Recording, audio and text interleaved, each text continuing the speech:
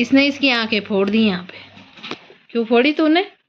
इतनी प्यारी तो इसकी आंखें थी। बचपन में हम भी ऐसे ही किया करते थे, कोई सी भी ड्राइंग दिखती थी उसकी आंखें तोड़ देते थे। आज सुनाएगा मेरा इशू ऐसा मंत्र जिस मंत्र को सुन के कि सीधे मंत्र मुग्ध हो जाता है इंसान। ओम कृष्णाय वासुदेवाय। और आजकल जब से मैं गौचर से आई हूँ मैंने अपने ये घुंघरू वाली पायल भी नहीं निकाली है, तो जहाँ भी मैं चल रही हूँ तो बहुत ज़्यादा घुंघरुओं की आवाज़ आ रही है। तो कभी अगर मैं चुपके से इनको डराना भी चाहूँ तो भी घुंघरू की आवाज़ आ जा रही है और इनको सीधे पता चल जा रहा है कि मैं आ गई हूँ। तो पायल पहनने का यही मतलब होता होगा शायद कि दूसरे इंसान को पता चल जाए कि मेरी वाइफ आने वाली है।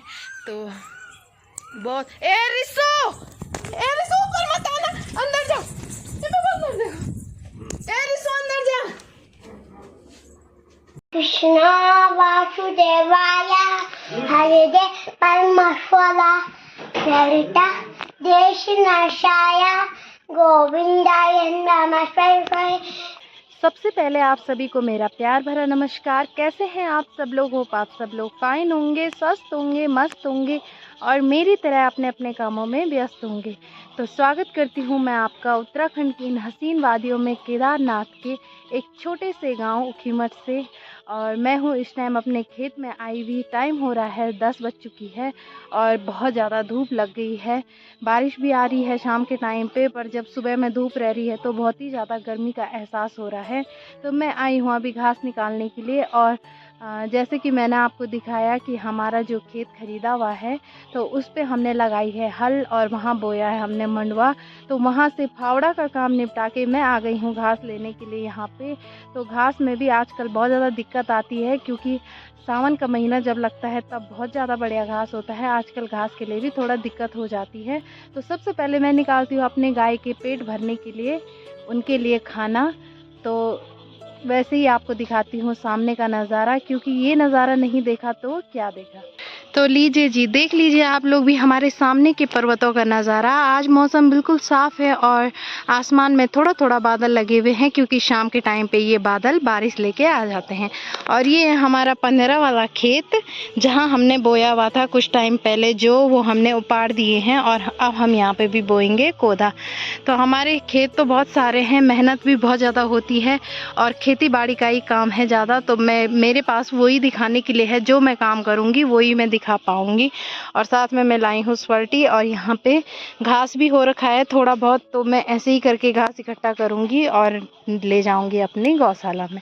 यहाँ पे एक माल्टे का पेड़ भी है पर ये बहुत टाइम से है, ये अभी खूब बड़ा नहीं हुआ है। जब ये बढ़ जाएगा तो इस पे सीधे माल्टे भी लग जाएंगे। और सामने पे ये तिमले का पेड़ है, ये भी बिल्कुल झड़ चुका है, इस बार कटवाया नहीं है क्योंकि इसको कटवाने के लिए बिल्कुल ऐसा आदमी चाहिए जो पेड़ पे बढ़िया ढंग से जाता हो, पेड़ चढ़ना जिसको आता हो।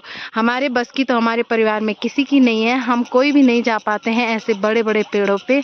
हमारे बस की तो छोटे छोटे पेड़ों पे ही जाने की है। और यहाँ पे निकाल दी है एक कूल भी, क्योंकि यहाँ पे बरसात का मौसम भी अब आने वाला है तो बरसात के टाइम पे पानी बहुत ज़्यादा इकट्ठा हो जाता है। तो इसके लिए खेतों में ऐसी कूल निकाली जाती है। तो यहाँ ऊपर से यहाँ से आएगा वो पानी और यहाँ से होते हुए सीधे नीचे यहाँ पे एक गधेरा है, यहाँ नीचे चले जाएगा। नानी सकले लगे हुए हैं मम्मी जी और नानी दोनों। ये है दोस्तों कलियाँ, इसको कलियाँ बोलते हैं। ये कपली बनाने के लिए भी इस्तेमाल किया जाता है। हमारे घर में जब अल्मोड़ा, कलियाँ और इनके साथ हरी सब्जी मिक्स करके इतनी स्वादिष्ट कपली बनाई जाती है। पर इस टाइम मैं इसको कपली के लिए नहीं ले जाऊंगी, मैं ये ले जाऊंगी घास के लिए, गाय के लिए। बच्चों के साथ ब्लॉग बनाना बहुत ही ज़्यादा मुश्किल होता है क्योंकि जैसे ही मैं नीचे घर से आई तो ये जिद करने लग गया है फ़ोन देने के लिए और रो भी रहा है। मुँह दिखाई दे लड़का, फ़ोन के लिए रोते हैं कोई? रोते हैं फ़ोन। ये मैंने मिर्च मसाले पीसे हुए हैं, यहाँ पे पीस दिए हैं बारीक और यहाँ पे अभी देखो थोड़ा मोटे मोटे वाले हैं। तो इनको भी एक बार बारीक पीसूँगी और तब डालूँगी इस साग में और तब मेरा खाना बनके रेडी हो जाएगा।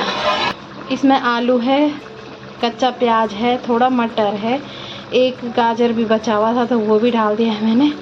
मिक्सअप करके बनाई है मैंने ये सब्ज़ी। आज मैंने बोला कि इसी का साग बनाते हैं और साथ ही साथ चावल। इसमें घर के चावल भी मिक्स हैं, इसलिए थोड़ा लाल लाल जैसा दिख रहा होगा ये बात। बस, और ये मिर्च मसाले पीस के रेडी कर लिए हैं सब्जी में के लिए। शाम के बज चुके हैं 5 और हो गया है चाय पीने का टाइम भी, और साथ ही साथ मौसम ख़राब होने का टाइम भी हो गया है। और उधर केदारनाथ साइड तो आप लोग देख रहे होंगे मेरे पीछे से कि बिल्कुल धुंधलापन सा छा गया है, क्योंकि मौसम ख़राब होने वाला है। पता नहीं कब इधर साइड भी बारिश लग जाए। और आजकल जब से मैं गौचर से आई हूँ, मैंने अपने ये घुंघरू वाली पायल भी नहीं निकाली है। तो जहाँ भी मैं चल रही हूँ तो बहुत ज़्यादा घुंघरुओं की आवाज़ आ रही है। तो कभी अगर मैं चुपके से इनको डराना भी चाहूँ तो भी घुंघरू की आवाज़ आ जा रही है, और इनको सीधे पता चल जा रहा है कि मैं आ गई हूँ। तो पायल पहनने का यही मतलब होता होगा शायद, कि दूसरे इंसान को पता चल जाए कि मेरी वाइफ आने वाली है। तो बहुत ए रिसो ऊपर मत आना, अंदर जा। ए रिसो अंदर जा। खत्म, bye bye, tata, good bye, गया। ये सीधे वहाँ उधर से ये देखो, ये बंदर मुझे डराने के लिए है, या सीधे वहाँ उधर से इधर आया काटने के लिए, और तब भागी मैं डर के मारे सीधे अंदर के लिए। तो आज करी थी मैंने छत की सफाई और मुर्गों को रखा है इधर की साइड, और बारिश आने लग गई है। बिल्कुल बारिश मोटे मोटे बूंदें पड़ रही हैं। तो अब हम रखेंगे इनको इधर की साइड की जगह पे। ये कबाड़ भी मैंने नहीं उठाया क्योंकि नीचे घर जाने के लिए मुझे देर हो गई थी। तो हम दोनों आए हैं इन मुर्गों की ठेली को उधर पे रखने के लिए। चारों तरफ बंदर ही बंदर। ये है वो पागल बंदर जो किसी से काटने आ रहा है, ये उधर चले गया है। और मोटी मोटी बूंदें पड़ने लग गई हैं बारिश की। कंट्रोल। ये लो भाई, हमारे मुर्गे भी होने लग गए हैं बड़े। और मुर्गा तो देखो, मुर्गा अलग ही से पहचाना जा रहा है। ये वाला है मुर्गा। मुर्गे का अलग ही स्वैग है, पता हमारे मुर्गे का। देखो पानी कैसे पी रहा हो, पूंछ नीचे करके। स्मार्ट सबसे ज्यादा वही है इतने मुर्गों में से। जिठो जी आ गई हैं शाम की चाय लेके छत में। जिठो जी चाय एंजॉय करो। अच्छा लाओ तो सही, पहले कल ही आ जा बोल मजाक कर। तो वीडियो एडिट करते टाइम मैंने देखा कि मैं पी रही थी जूस, और मुझे फिर से लग गई है जूस की प्यास।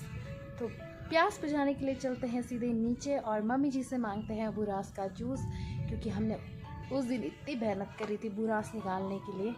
आपको पता है, आपने व्लॉग में देखा होगा, बड़ी मुश्किल से हमने बुरास इकट्ठा की। तो उसका जूस बन के भी आ चुका है। वो जूस परसों ही आया है। तो 5-5 लीटर के गैलन आए हैं, और साथ ही साथ एक 15 लीटर का गैलन। मतलब हमने इतना जूस तो इतने बुरास तो हमने निकाली हैं जो इतने सारे बोतल जूस के बने। तो मैं चलती हूँ जूस पीने के लिए, क्योंकि आजकल मैंने चाय छोड़ दी है, क्योंकि चाय की वजह से मुझे बहुत ज़्यादा गर्म हो रहा था। तो मैंने अब चाय पीने सीधे इग्नोर ही कर लिया है। और मौसम भी साफ़ भी हो रहा है और ख़राब भी हो रहा है। पता नहीं इस मौसम को क्या हो रहा है, कुछ समझ नहीं आ रहा है। मुंबई का फैशन और हमारी देवभूमि उत्तराखंड का मौसम कभी भी चेंज हो सकता है। कोई सा भी फैशन आ सकता है मुंबई में, और वैसे ही हमारी देवभूमि में भी कोई सा भी मौसम किसी टाइम पे भी चल सकता है। मम्मी जी बना रहे हैं चाय, और मैं मांगने आई मम्मी जी के पास जूस। मम्मी जी मुझे जूस दो पीने के लिए। वीडियो पे तो ना नहीं बोलूँगा। चीटिंग करता है तू,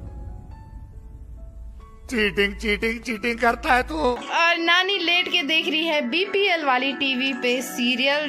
कौन सा सीरियल चल रहा है? प्रेम लीला। और ये दोनों देखो पढ़ाई करने के बजाय देख रहे हैं ये केवल मोबाइल। अब इनकी ये वीडियो सीधे इनके स्कूल ग्रुप में भेजनी पड़ेगी कि ये दोनों लगे हुए हैं केवल फ़ोन देखने पे। ठीक है, भेज दो तुम्हारी वीडियो।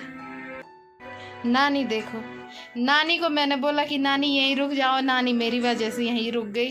क्योंकि रिशु आजकल घर ही में रहता है, क्योंकि उसको आपको पता है उस पर इंजरी हुई थी। तो उसके साथ घर में रहने के लिए नानी को बोला है मैंने। आइस क्यूब के साथ पीऊँगी मैं अपने सुंदर सा प्यारा सा मीठा सा बुरास का जूस। इस पे बहुत सारी बर्फ़ भी जमी हुई है।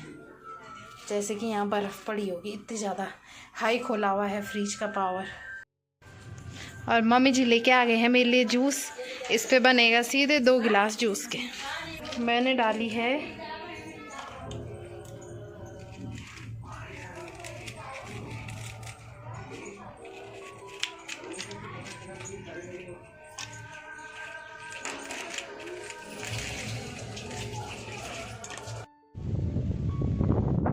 अब केदारनाथ की यात्रा भी खुलने वाली है। केदारनाथ के कपाट भी खुलने वाले हैं।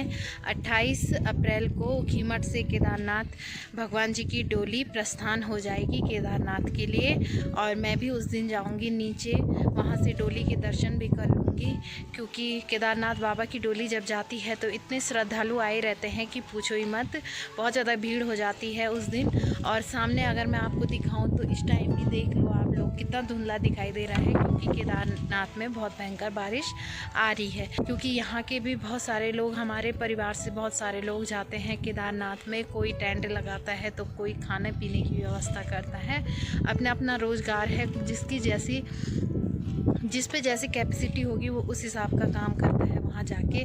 तो डर भी रहती है क्योंकि सावन के महीने में ख़तरनाक बारिश आती है, और जब भी वहाँ बारिश आती है तो यहाँ हमें डर लगती है कि पता नहीं वहाँ क्या हाल हो रहा होगा। जब से वहाँ आपदा आई है उस टाइम से डर ही डर है अब तो।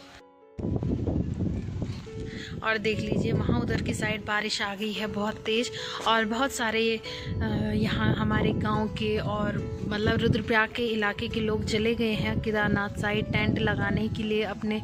कोई अपने घोड़े खच्चर लेके जाने लग गए हैं, क्योंकि यात्रा का भी शुभारंभ होने वाला है।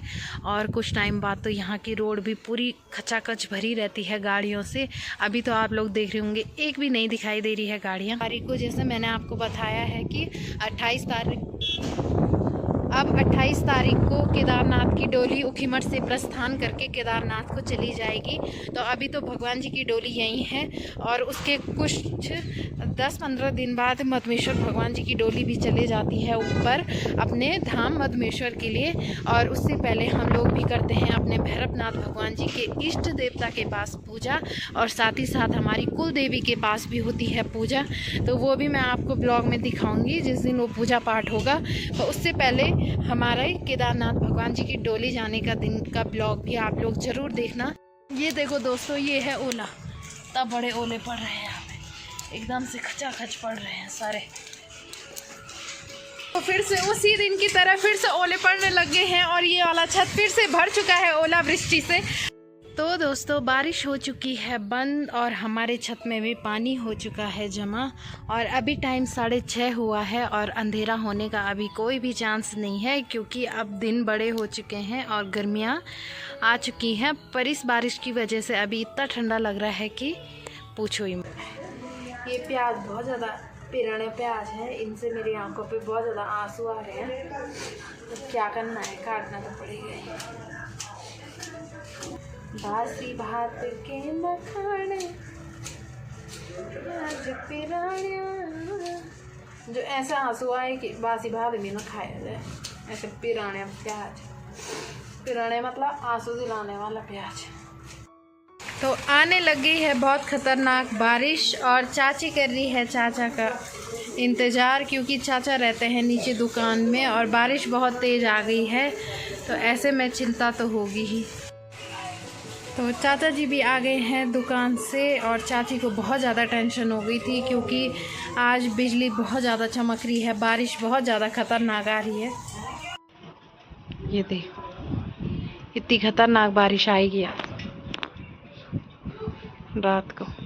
ये लगातार ही चमक रही है, बिल्कुल नहीं रुक रही है। किसी टाइम 1 सेकंड का या 30 सेकंड का गैप है, उसके बाद सीधे बिजली चमक जा रही है। आज केदारनाथ साइड बहुत ख़तरनाक बारिश आ रही होगी ऐसे में तो। और रात के टाइम पे ही मैंने ये कपड़े भी फोल्ड करके रख दिए हैं, क्योंकि सुबह में बहुत ज़्यादा काम होता है। तो इनको फोल्ड करके मैं अपनी गोदरेज पे रख दूँगी, ताकि मुझे सुबह में सीधे उठ के केवल झाड़ू मारने का और नाश्ता बनाने का ही काम रहे। मैं इन दोनों को किताब पढ़ा रही हूँ, और पापा जी ने कर दी है यहाँ पे पूजा। शाम का टाइम हो चुका है, पूजा का भी टाइम हो गया था, तो पापा जी ने पूजा के टाइम पे पूजा कर ली थी। तो जय भैरवनाथ भगवान जी की, जय चौरंगीनाथ भगवान जी की। और ये लगा हुआ है यहाँ देखो, बचपन के कारनामे। सर उठा। ये देखो, इसने इसकी आंखें फोड़ दी यहाँ पे। क्यों फोड़ी तूने? इतनी प्यारी तो इसकी आंखें थी। बचपन में हम भी ऐसे ही किया करते थे, कोई सी भी ड्राइंग दिखती थी उसकी आंखें तोड़ देते थे। तो इसको मिली है आज अलाइस इन वंडरलैंड के क्वेश्चन आंसर। पढ़ा दिया था मैडम ने, ये सब्जेक्ट, ये लेसन पढ़ा लिया था। इसको तो 1.5-2 हफ्ते हो गए हैं ये स्कूल नहीं गया और पता नहीं क्या लिख रहा है यहाँ पे, घुसड़ा पुसड़ा कर रहा है खाली।